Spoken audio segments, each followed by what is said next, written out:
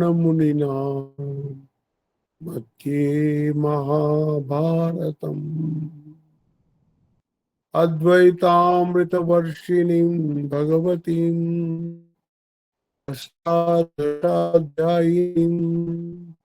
अम्ब त्वामनुसन्दधामि भगवद्गीते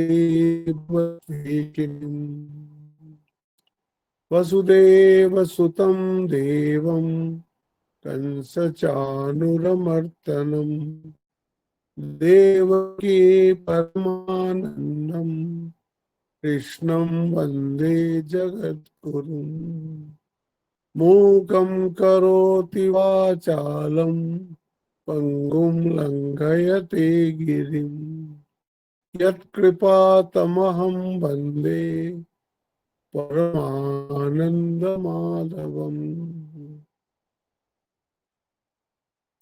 আমরা তৃতীয় অধ্যায় ভগবদ গীতার, তার শীর্ষকই হচ্ছে কর্মযোগ।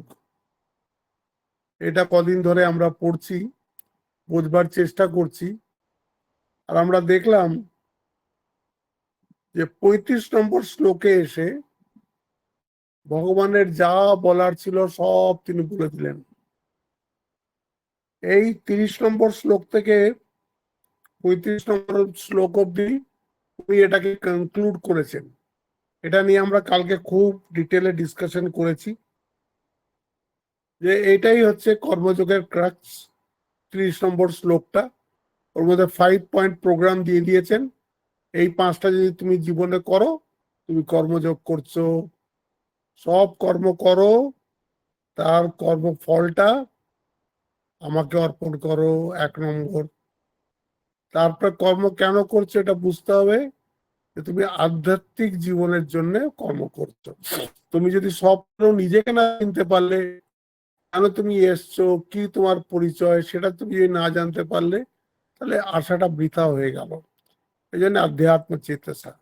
আর তুমি ভবিষ্যতে কি করেছো,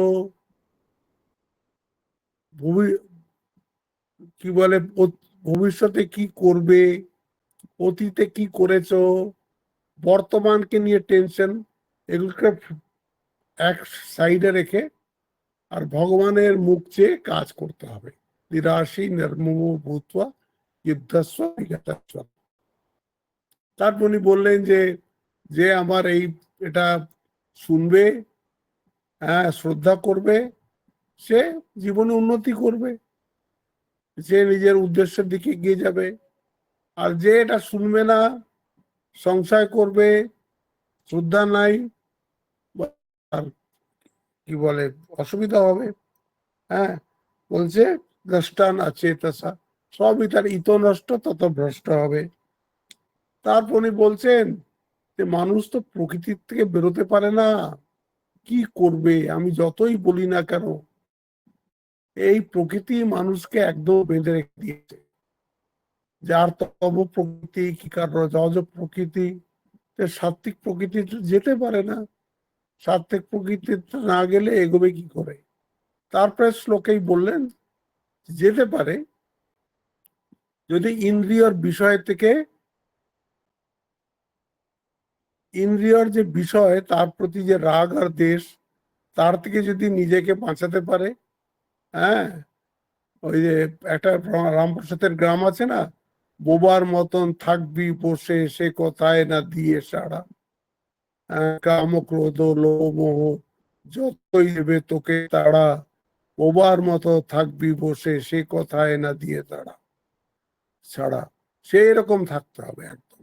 সাধকের জীবন হবে সব সময় মনের মধ্যে থাকবে আমাকে আধ্যাত্মিক উন্নতি করতে হবে। জাগতিক উন্নতির জন্য তো আমি যে চেষ্টা করছি। জগতের উন্নতি তুমি যতই করো, সেটা একটা টাইম বাউন্ড প্রোগ্রাম। তারপরে শরীর অসুস্থ হতে থাকে, মন অকেজো হতে থাকে, তখন আর সংসার টংসার কোথায় উঠে যায়, সংসার উন্নতি কোথায় উঠে যায়। কিন্তু আত্মার সঙ্গে যে ভগবানের সম্বন্ধ আছে, সে সম্বন্ধ তো মোছার নয়। তো সেটা সবসময় যাতে সজীব থাকে, সেই জন্য চেষ্টা করতে হয়। এই জন্যে বললেন যে কি বলে, একদম ওটা মনে রেখে তয়োর না বশম আগাচ্ছে, সেই যে রাগ দ্বেষ যে তোমার হচ্ছে, আর তুমি দিও না। ইন্দ্রিয়ের সঙ্গে যখন ইন্দ্রিয়ের অর্থের অর্থাৎ বিষয়ের সংযোগ হচ্ছে, হয় রাগ হবে, রাগ মানে অ্যাটাচমেন্ট, হয়তো দ্বেষ হবে, দ্বেষ মানে অ্যাভার্সন, বলে তয়োর আছে, তাদের বশের মধ্যে এসো না, তাও ইয়স্য পরিপন্থী নও। তারপরে লাস্টে বললেন শ্রেয়ান স্বধর্ম বিগুণা। নিজের ধর্ম যেটা তোমার ডিউটি সেটা খারাপ করে করলেও সেটাই করো, because that is your duty. হ্যাঁ, আমাদের এটা খুব ভুল হয় জীবনে, এই কাজটা আমার পছন্দ নয়। বেশিরভাগ গভর্নমেন্ট এমপ্লয়ীদের এটা বেশি হয়, ওরা ওই চাকরিতে তো ঢুকে গেছে, কাজটা ওর পছন্দ নয়, রোজ রোজ রোজ একই কাজ একই কাজ, একই কলম ঘষা, একই খাতা খুলে বসে যাওয়া।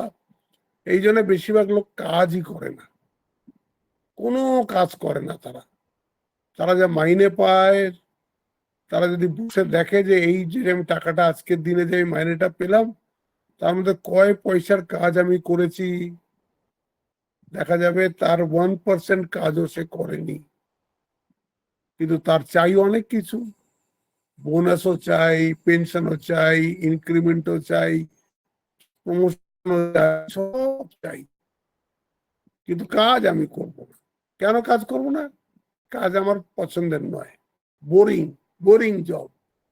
হ্যাঁ, এই যে কাজকে ভালোবাসা, যে কাজটা তুমি পেয়েছো, যে কাজটায় তোমার পরিবার চলছে, যেই কাজটার জন্য তোমার আজকে এই তোমার সোশ্যাল স্ট্যান্ডিং যেটা, সেই তুমি কাজটাকেই তুমি অনীহা করছো। তুরিয়ানন্দের মহারাজের একটা বই পড়েছিলাম অনেক আগে, দেশে দিয়েছিল, পাওয়া যায় নিশ্চয়ই এখন।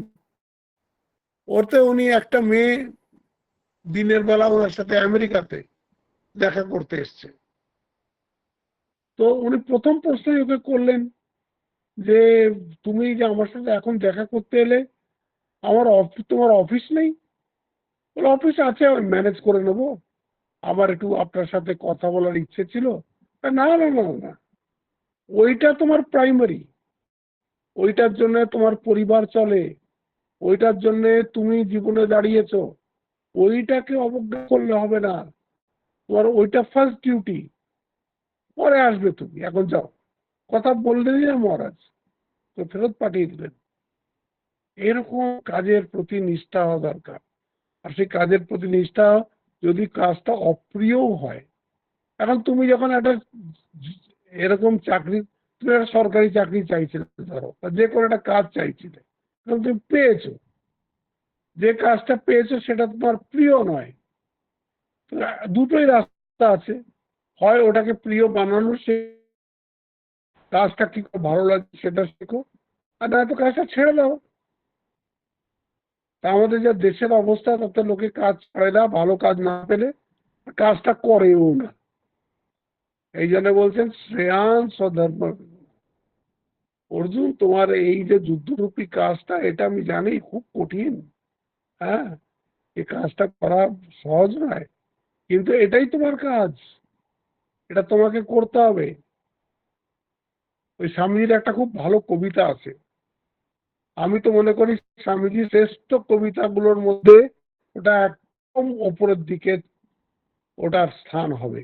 আপনারা পড়েছেন কিনা জানি না, 12 কি 13 লাইনের কবিতা। কবিতাটা ইংলিশে উনি আগে লিখেছিলেন। কবিতাটার নাম হচ্ছে দ্য কাপ, THE দ্য, আর কাপ মানে CUP, কাপ। আর ওটাকে বাংলায় ট্রান্সলেশন করেছেন যিনি, উনি দিয়েছেন তার নাম পান পাত্র। পড়ে দেখবেন, জীবনের প্রায় সব সমস্যার সমাধান ওই স্বামীজির 12 কবিতা আছে। আর আমি দেখেছি বাংলা ট্রান্সলেশনটা এত সুন্দর হয়েছে, এত সুন্দর বাংলা ট্রান্সলেশন হয়েছে, ইট লুকস লাইক অরিজিনাল, মনে হচ্ছে যেন স্বামীজি লিখছেন। তাতে উনি লিখছেন পানপাত্র কবিতাটা আপনারা পড়ে দেখবেন। আপনাদের কাছে এই এই ফোনেই আপনি যদি দি কাপ লেখেন ইংলিশে এসে যাবে, বা the translation of the cup, পানপাত্রটা বাংলায়ও এসে যাবে।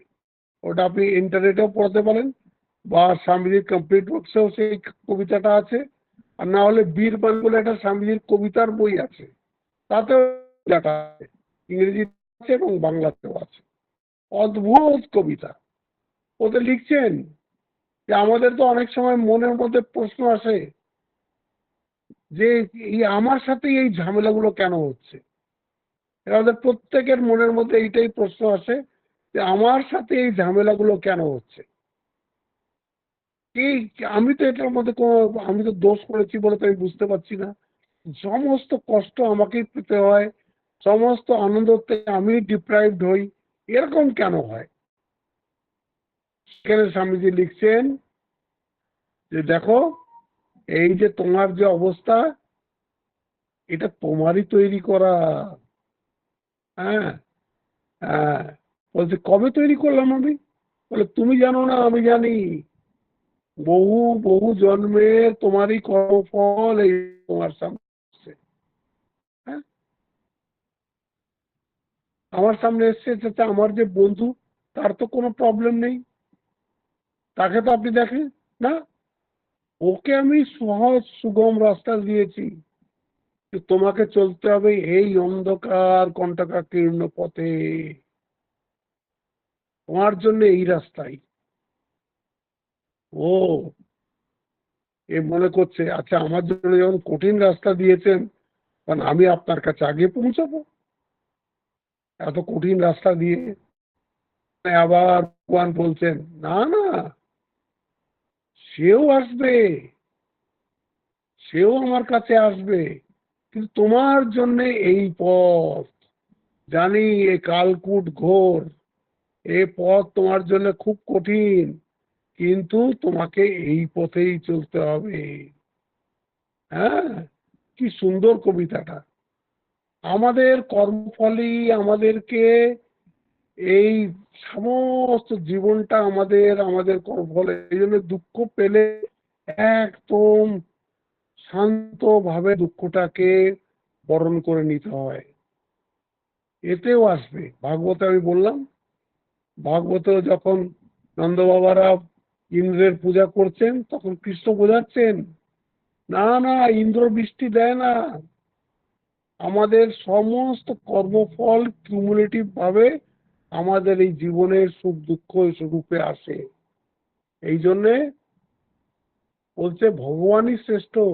আর এখানে ভগবান সামনে আমাদের গিরিরাজ রূপে দাঁড়িয়ে আছেন, গোবর্ধন রূপে দাঁড়িয়ে আছেন, তারই পুজো করা উচিত। এটা খুব সুন্দর কৃষ্ণের কয়েকটা শ্লোক আছে ভাগবতে, দশম স্কন্ধে 24 অধ্যায়, 24 অধ্যায়। বলছে এটা কর্মফল, কর্মফলকে কেউ এড়াতে পারে না। সেদিন আমি আসছিলাম এই যে আমাদের গঙ্গার ধারের রাস্তাটা দিয়ে, শনিবার ছিল, ওখানে শনি মন্দির আছে, কেএন কলেজের আশেপাশে, কোথায় মন্দির আছে, হাজার হাজার লোক সেই শনি মন্দিরে ওই শনিবার দিন ওইখানেই সব খাবার নিয়ে এসছে, ওইখানেই গঙ্গার ধারে বসে খাচ্ছে। সব এসছে ওই শনি পুজো দেওয়ার জন্য। শনি পুজো দেওয়ার জন্য কেন এসছে? জীবনে কষ্ট পাচ্ছে। আর জ্যোতিষরা বলেছে বা কেউ বলেছে হয়তো যে তোমার উপরে শনির খুব প্রকোপ খুব বেশি, তুমি শনি পুজো করো, প্রত্যেক শনিবার দিন তুমি গিয়ে ওই শনি শনি ঠাকুর পুজো করো, তবে কষ্ট কমবে। এটা একবারও মানুষ মনে করে না যে আমার কর্মফলটা যদি আমি বদলাতে চাই, তাহলে আমাকে আমার কর্মগুলো বদলাতে হবে। আমি যা পাচ্ছি এটাই আমি দিয়েছি এক সময়, সেটাই এখন আমি পাচ্ছি। এইটাই বলছেন শ্রেয়ান স্বধর্ম বিগুণা পরধর্মা সংস্কৃতা। পরধর্ম থেকে এই নিজের কর্ম, হ্যাঁ, নিজের যা ডিউটি সেটাকেই করা উচিত। স্বধর্মে নিধনম শ্রেয়া পরধর্ম ভয়াবহ। নিজের কাজ করতে করতে যদি মরেও যাও, অর্জুন তুমি যদি যুদ্ধ করতে করতে মরেও যাও, তাও সেটা শ্রেয়। পরধর্ম। তুমি যে গাছের তলায় গিয়ে ধ্যান করবে বলছো, পরধর্ম, ওটা তোমার ধর্ম নয়। ওটা, তুমি তো কমান্ডার, তুমি তো ওয়ারিয়ার, তোমাকে যুদ্ধই করতে হবে। এই জন্যে ছেড়ে দাও। কর্মযোগের এটা একটা বড় মেসেজ। যে ডিউটিটা আমি পেয়েছি, স্বামীজিও নিজের কর্মযোগে এটাই বলবেন, take every work as worship. সেটা তোমার পছন্দ না হলেও সেটাকে পছন্দ করার মতো লাইকিং ভেতরে ডেভেলপ করো। আমাকে তো সারা জীবন এখন এই কাজই করতে হবে, এটা যাতে আমি এই কাজটাকে ভালোবাসতে পারি সেইভাবে করতে হবে। তাহলেই হয়ে গেল। তাহলে আর দেখবেন এই কাজটা আপনার উপরে কোনো রকম প্রেশার ক্রিয়েট করছে না, বরঞ্চ কাজটা আপনাকে আরো বেশি আনন্দ দিচ্ছে, আরো বেশি আনন্দ দিচ্ছে। এই যে অনেকে বলে, আমি দেখেছি অনেক লেখকের সাথে আমি কথা বলেছি, অনেক আর্টিস্টের সাথে কথা বলেছি। ধরুন ওরা একটা খুব ভালো পেন্টিং করে ফেললো, কি লেখক একটা খুব ভালো লেখা লিখে ফেললো, ওতে কিন্তু ওদের সমস্ত এনার্জি ওরা শেষ করে দিয়েছে ওই ক্রিয়েশনটায়। তারপর পরেরটা ওরা কি করে লিখবে? কিন্তু ওটা তো তার প্রফেশন। আবার তারা এনার্জি গেইন করে, আবার তারা পুনঃশক্তি সঞ্চয় করে, আবার নভেল লেখে, আবার সুন্দর করে। মানে যখন আপনি কাজটা ভালোবাসবেন, এই যারা অ্যাক্টার্স খুব ভালো অভিনয় করলো ধরুন এইখানে একটা কোনো সিনেমাতে, পরের সিনেমার জন্য মোটিভেশন কোথায় আছে? মোটিভেশন এখানেই আছে যে আই উইল এক্সেল, হ্যাঁ, I am working for my perfection. এই যে আমি একটা বক্তৃতা শুনেছিলাম, ওই আমার এখন আর সে বক্তার আর নাম মনে পড়ছে না এই সময়। সে বলছে, তিনটে উদাহরণ দিয়েছিল যে শাহরুখ খান এই বয়সেও নেচে যাচ্ছে,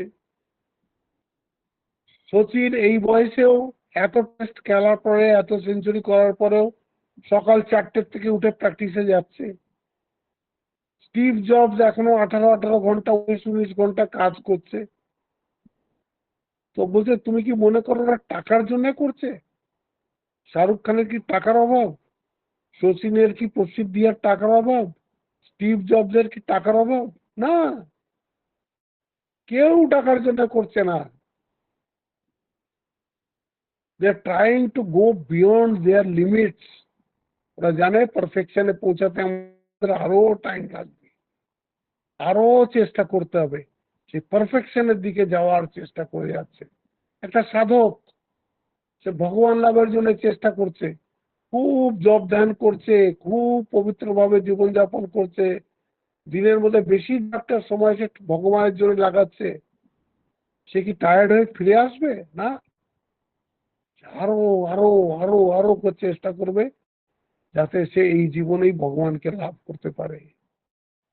এখানে এটাই বলছে, যে যে ডিউটিটা পেয়েছে সে ডিউটিটা তাকে করতে হবে। এইবার এইখানে কিন্তু কর্মযোগটা শেষ হয়ে গেল। হঠাৎ অর্জুন একটা প্রশ্ন করে ফেললেন, অথা কেন প্রযুক্ত এম পাপম চরতি পুরুষা অনিচ্ছাপি বার্ষ্ণেয় বলাদিব নিয়োজিতা। কালকে আমি এটা শুরু করেছিলাম। অর্জুন মনে করছেন যে আমাদের তো শাস্ত্র আছে, ভগবানও বলছেন যে দেখো, কুপথে যেও না, সৎ পথে থাকো, ধর্মের পথে থাকো, নিজের মঙ্গল যদি চাও তো ধর্মের পথে থাকো। আমাদের বিবেকও তো তাই বলে। ভুল কাজ করলে তো বিবেকই বলে দেয়। আজকাল দেখুন, স্কুল কলেজে পড়ানো হয় ভ্যালু এডুকেশন। অ্যাকচুয়ালি কিন্তু ভ্যালু এডুকেশন পড়ানোর কোনো দরকার নেই। যে মানুষটা ভুল কাজ করে সে তো জানে, সে তো জানে। আপনি কি পড়াবেন যে চুরি করা মহাপাপ? সে জানেন। তাহলে চুরি করে সে লোকায় কেন? কেন বলে যে আমি চুরি করিনি? তার মানে সে জানে চুরি করাটা ভালো নয়। এডুকেশন পড়া ঠিকই, কিন্তু সত্যিকারের ভ্যালু এডুকেশন পড়ানোর কোনো দরকার নেই। কারণ যে মানুষটা যে কাজটাই করছে সেটা ভালো করছে কি মন্দ করছে সেটা সে তার থেকে ভালো কে জানে? তার থেকে ভালো তো কেউ জানে না। তো সে তো নিজেই, সেলফ কারেকশন তো নিজের থেকেই আসা উচিত। তো এইটাই অর্জুনের প্রশ্ন, যে শাস্ত্র বলে, আমাদের বিবেক বুদ্ধিও বলে, আর আমাদের যে আমরা যদি ভুল কাজ করি তো মনও বলে দেয় যে এই কাজটা করা উচিত নয়। তাহলে মানুষ ভুল কাজটা করে কেন? করে কেন? কেন ভালো কাজ করতে না? কেন তার মন্দ কাজ থেকে নিবৃত্ত হয় না? আমরা তো দুর্যোধন নাই। দুর্যোধনের কি ফ্যাটালিস্টিক অ্যাপ্রোচ হয়ে গেছিল কি? বলছে আমার ভালো কর্ম করার দিকে মনই যায় না, আর খারাপ কর্ম থেকে আমি সরে আসতে পারি না। তারপরে বলছেন, আরে ভগবান তুমি তো হৃদয়ে বসে আছো, তুমি যেমন করাচ্ছ। আমরাও তো এরকমই বলি, আমার গ্রহ খারাপ, আমার সঙ্গ খারাপ, আমার টাইম খারাপ চলছে, এই জন্যে। এগুলো হচ্ছে ফ্যাটালিস্টিক অ্যাপ্রোচ। অন্ধর ঘাড়ে দোষটা চাপিয়ে দিয়ে আমি এইগুলো করতে থাকবো। আজকাল সোসাইটিতে থাকলে করতে হয়, এটা খুব লোকে বলে। আরে আমি তো করতে চাই না, কিন্তু সোসাইটিতে যদি আমি না করি আমাকে এরা বাঁচতেই দেবে না। ব্যাস হয়ে গেল। এই করে তুমি কোথায় পৌঁছাবে? কোথায় গিয়ে শেষ পরিণতি হবে ভেবেছো কখনো? তো এই জন্য বলছে যে ইচ্ছা তো নাই, কিন্তু কেউ যেন বাই ফোর্স মানুষকে এই ভুল কাজের মধ্যে প্রবৃত্ত করছে। কে? কে? অর্থাৎ কে না প্রযুক্তম? কে আমাদেরকে অনিচ্ছা, আমাদের মানে আমাদের ইচ্ছাই তাও আমাদের ভুল কাজের মধ্যে প্রবৃত্ত করছে। তো এই উত্তর যে ভগবান দেবেন, এই 37 নম্বর শ্লোক থেকে তার উত্তর দেওয়া শুরু করছেন। সেই শ্লোক 43 নম্বর শ্লোক, 37 থেকে 43 মানে এই 7টা শ্লোকে ভগবান এই প্রশ্নটার উত্তর দেবেন। ভগবান জানেন, ভগবান জানেন যে যতক্ষণ এর অজ্ঞান আছে ততক্ষণ এ ভুল করতেই থাকবে। হ্যাঁ, কিন্তু সমস্যা এটা হচ্ছে যে আমাদের যে অজ্ঞান আছে এটা আমরাও জানি না। আমরা তো মনে করি যে আমরা সব জানি, আমরা সব বুঝি, আমরা সব ঠিক ঠিক করে করছি। তো আমাদের যে সত্যি অজ্ঞান আছে, অজ্ঞানটা দুই লেভেলে কাজ করে। একটা হচ্ছে ধর্ম অধর্ম সম্বন্ধে অজ্ঞান, কোনটা করা উচিত কোনটা করা উচিত না, লোয়ার লেভেলে এটা, এইটা অজ্ঞান একটা আছে আমাদের।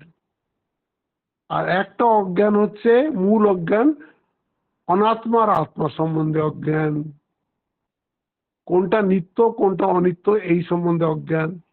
এই দুটোই অজ্ঞান আছে। কিন্তু বলছে না তুমি অজ্ঞানী, বললে তো অর্জুনের সেলফ ডিগনিটিতে লেগে যাবে কথাটা। ওই জন্য ওরম করে না বলে বলছেন যে অজ্ঞানের আবার দুটো অফশুট আছে। অজ্ঞান যদি থাকে তাহলে তার আবার দুটি অফশুট আছে। একটা কি? একটা হচ্ছে ডিজায়ার্স। অজ্ঞান যেই থাকবে, নিজের স্বরূপ সম্বন্ধে অজ্ঞান যেই থাকবে, তখনই তার মনে হবে আমি তো অপূর্ণ। আর যেই আপনার অপূর্ণ ভাব আসবে তখনই আপনি ভাববেন যে এই জিনিস পেলে আমি পূর্ণ বোধ করব, I will be satisfied, I will be fulfilled. অনেক মানুষ বলে না, এই একটা চাকরি পেয়ে গেলেই ব্যাস, আমার আর কিচ্ছু চাই না। ভগবানের দয়া একটা চাকরিও পেয়ে গেল, তাতে সমস্যা মিটলো? না সমস্যা বাড়লো? বলুন, আপনারা যারা চাকরি বাকরি করেন তারা সব জানেনই এটা। কোনো সমস্যা তো মেটেনি, বরঞ্চ সমস্যা আরো বেড়েছে।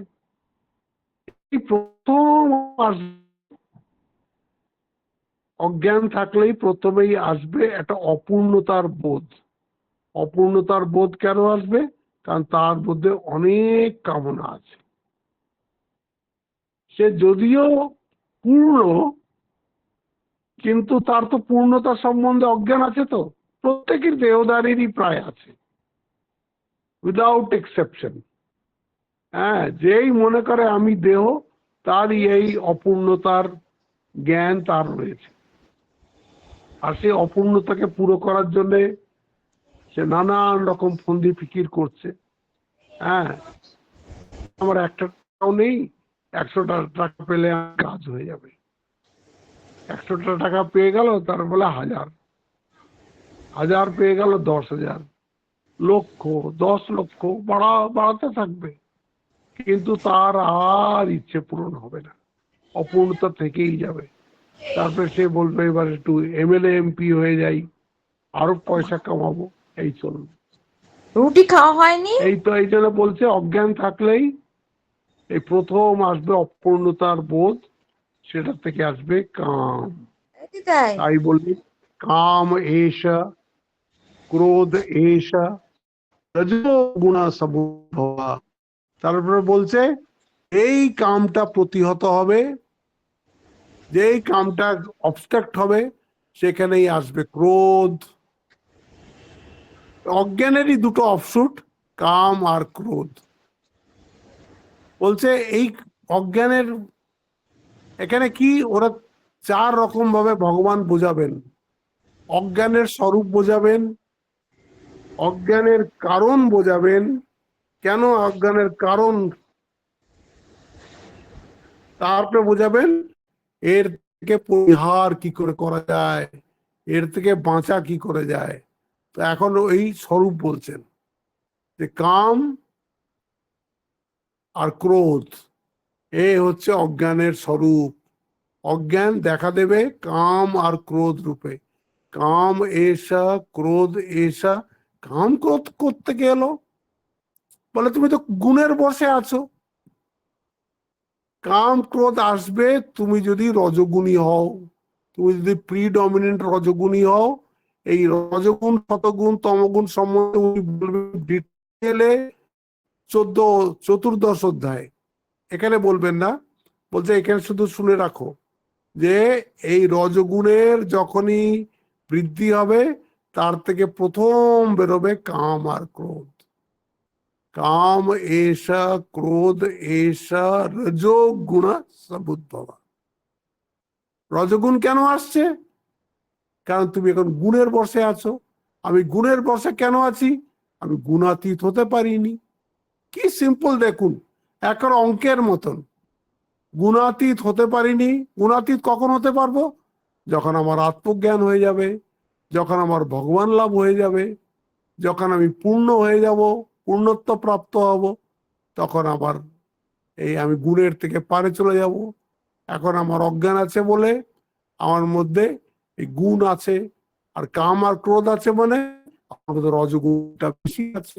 রজগুণ যদি বেশি থাকে, তাহলে এই কামও থাকবে, ক্রোধও থাকবে।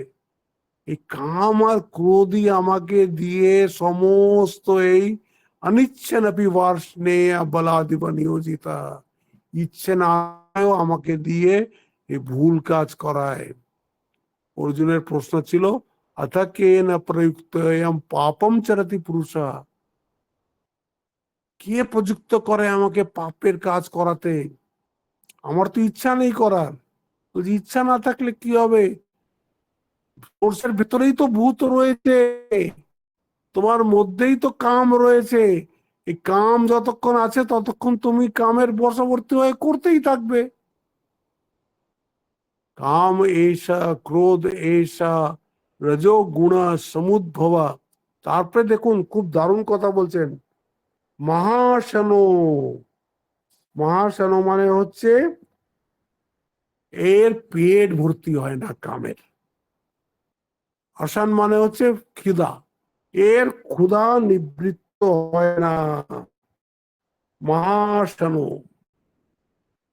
এইটা মনে রাখবেন যে এটা থামবে না। এই যে একবার ওই ওয়াগন হুইল ঘুরে গেছে কামের, একে আর থামানো যায় না। যতই সেই আছে না ইয়াতির গল্প, না জাতু কাম কামা নাম উপভোগে না সাম্যতি হবিষা কৃষ্ণ বর্তে না ভূয় এব বিবর্ধতে। নিজের যৌবন, নিজের ছেলের যৌবন সম করে আবার বৃদ্ধ হয়ে গেছে, তখন ইয়াতি বললো আরে তো ভীষণ ভুল হয়ে গেছে। কাম দিয়ে কখনোই কামাগ্নিকে ধোয়া যাবে না, নির্বাপিত করা যাবে না। হ্যাঁ, না কামা নাম উপভোগে না, উপভোগ করে এ সমন করা যাবে না। কিরকম বলছে, এই যেন আগুনের মধ্যে তুমি ঘি ঢালতেই থাকছো, হবিষা কৃষ্ণ বর্তে না ভুইয়া এভাবে বর্তাতে। যেরকম আগুনের মধ্যে তুমি যদি ঘি ঢালতে থাকো, আগুন কি নিভবে? আগুন আরো বেশি জ্বলবে, আরো বেশি জ্বলবে। সেই রকম বলছে কামকে কখনো কাম উপভোগ করে শান্ত করা যায় না। এখানে তাই বলে দিলেন মহাশানো, এ মহাপেটুক এই কামটা, এর পেট কোনোদিন ভরবে না। ঠাকুর সেই গল্প বলেছেন কথামৃতে, সে যক্ষের ধন সেই নাপিত পেয়ে গেছিল, 6 ঘোড়া পুরো, সপ্তম ঘোড়াটাও কিছুটা মাত্র খালি আছে, সব সোনার গিনি আছে ওর মধ্যে। ওই অত সোনা পেয়েছে, নাপিতের খুশি নাই। ওই যে ওইটুকু যে খালি আছে ওটা পুরো করার জন্য না নাপিত নিজের বউকে বলে দিল কাল থেকে একবেলা খাবো। দেখুন, বেশ সুখে ছিল নাপিত আর নাপিতের বউ, কিন্তু ওই 6.5 ঘোড়া সোনার মোহর পেয়ে গেছে, সমস্ত সুখ চলে গেল। রাজা দেখে আরে আগে তো খুব ঠাট্টা টাট্টা করতো, কথামৃতের গল্প। রাজা আজকে তো নাপিতের মুখ শুকিয়ে যাচ্ছে, কাপড় টাপড় একদম মলিন পড়ছে, কি ব্যাপার? তো জিজ্ঞেস করেছে নাপিতকে, ওরে তুই কি যক্ষের ধন পেয়েছিস?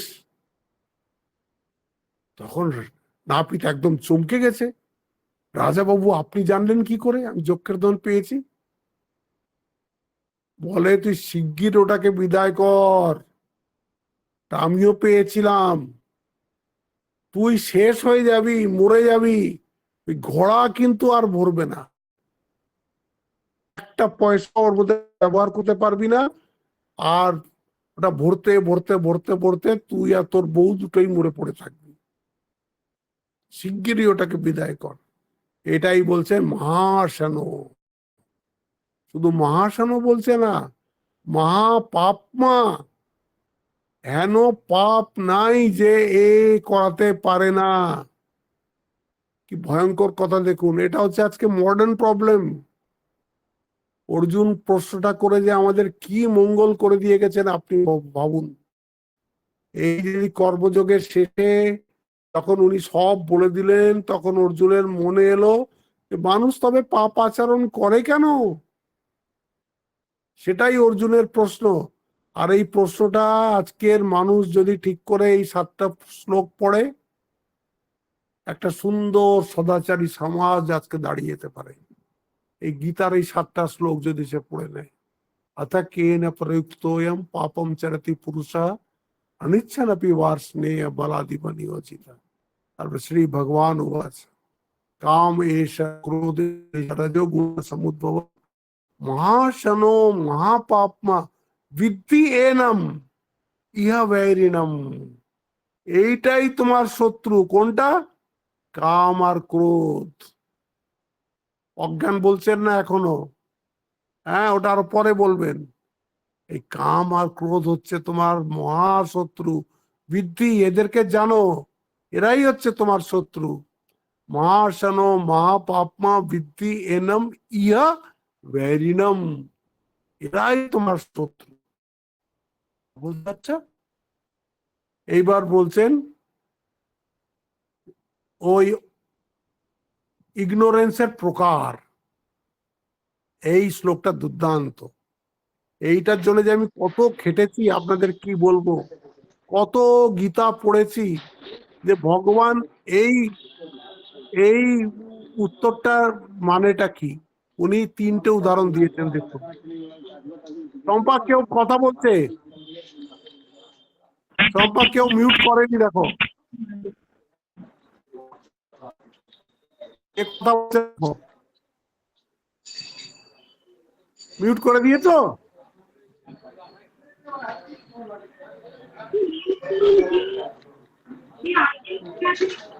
কে কে জানি কথা বলছে।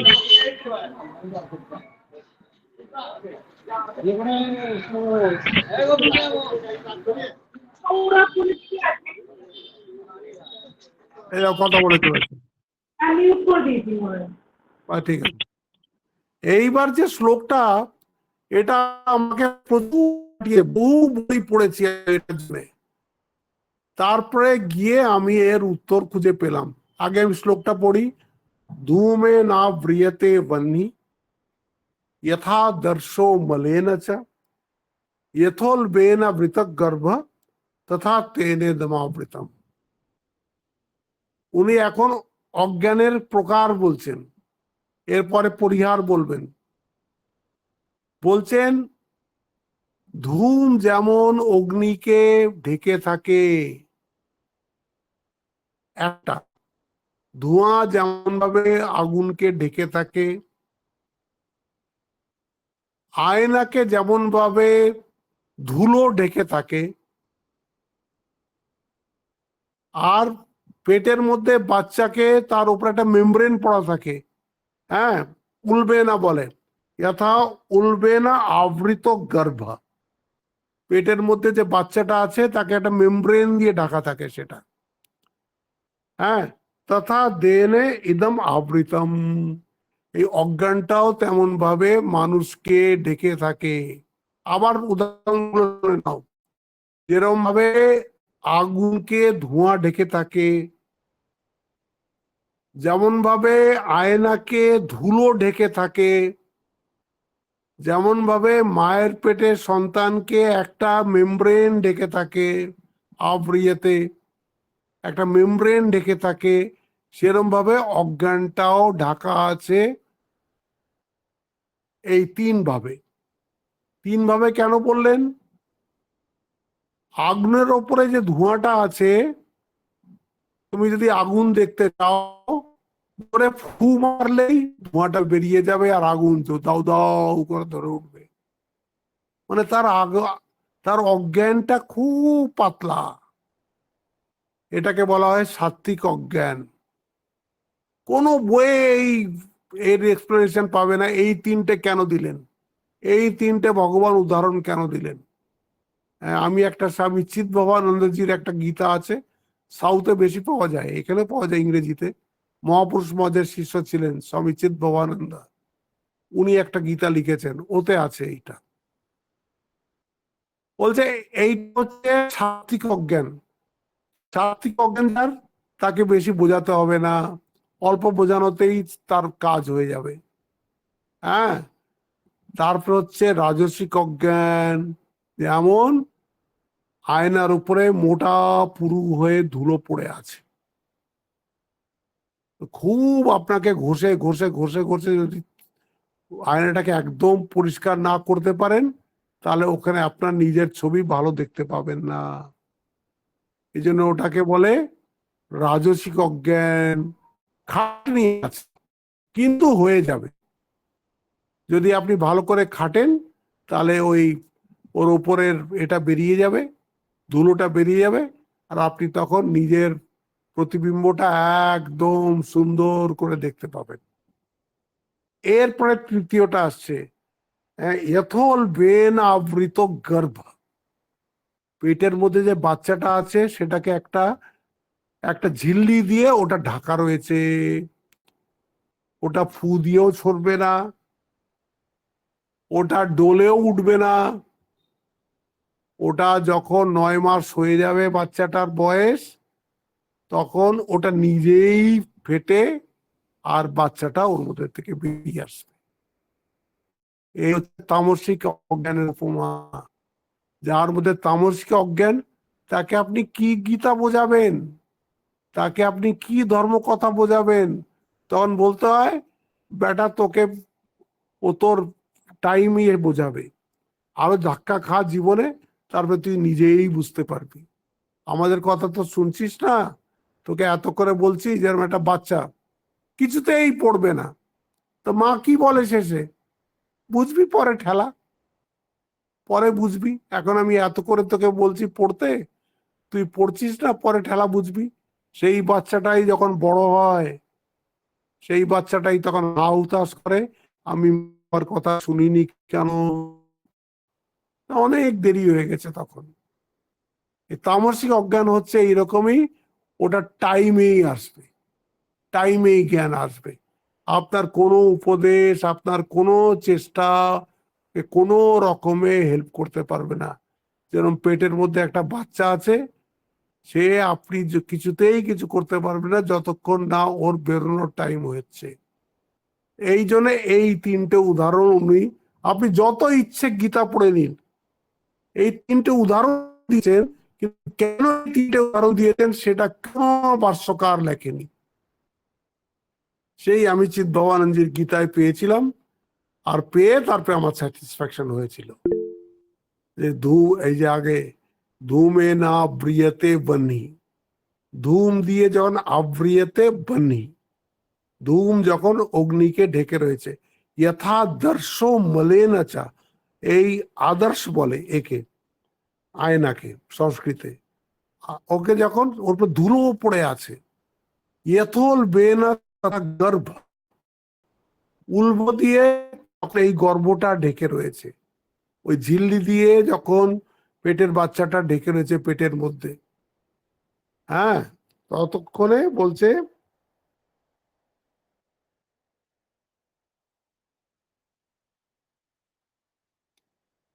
ধূমেনা व्रियते वह्नि यथा दर्शो मलेन च यथोल्बेन तथा गर्भ तथा तेन तेन ইদম অবিত্তম। এই অজ্ঞানটাও ঠিক এইরকম, অজ্ঞানেরও প্রকারভেদ আছে, একটা হচ্ছে সত্য অজ্ঞান, একটা হচ্ছে রজ অজ্ঞান, একটা হচ্ছে তম অজ্ঞান। সত্য অজ্ঞানটা অল্প চেষ্টাতেই গুরু বার করে দেবেন শিষ্যের, যেটা রাজসিক অজ্ঞান, তার জন্য সাধককে একটু খাটতে হবে, চলে যাবে। কিন্তু যদি সেটা তামসিক অজ্ঞান হয়, তাহলে সে সময় না হলে সে জ্ঞান হবে না। আজকে টাইম হয়ে গেছে, 9:34 বাজে। এখন আমরা এই 40 নম্বর 39 নম্বর শ্লোক থেকে, অবৃতম জ্ঞানম এতে না, হ্যাঁ, 39 নম্বর শ্লোক থেকে নিয়ে আর 43 নম্বর শ্লোক, এই 5টা শ্লোক রয়ে গেল। এই 5টা শ্লোক আমরা সামনের সপ্তাহে এই 5টা শ্লোকও শেষ করব, আর তারপরে এই তৃতীয় অধ্যায়টাকে একবার সামারি করে দেবো। সামনের দুটো দিনে আমাদের এই তৃতীয় অধ্যায় শেষও হবে, আর তৃতীয় অধ্যায়ের সামারিও আমি একবার করে দেবো। আপনাদেরকে ইন নাটশেল তৃতীয় অধ্যায় কি ভগবান বলতে চেয়েছেন সেই কথাও জানিয়ে দেবো করে। সামনের সপ্তাহে আমাদের এই কর্মযোগের এই অধ্যায় শেষ হবে, তারপরে জ্ঞান কর্ম সন্ন্যাস যোগ চতুর্থ অধ্যায়, ভেরি ইম্পর্টেন্ট, ওটা তারপরের সপ্তাহে আমরা শুরু করব। আজ এখানেই শেষ করছি। ওম শান্তি শান্তি শান্তি। হরি ওম তৎসৎ। শ্রীরামকৃষ্ণার্পণমস্তু।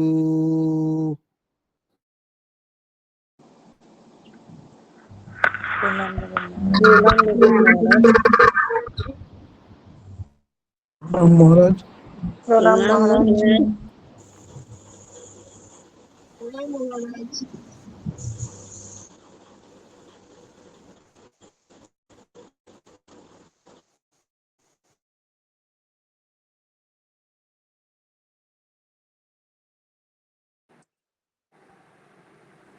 প্রণাম মহারাজ।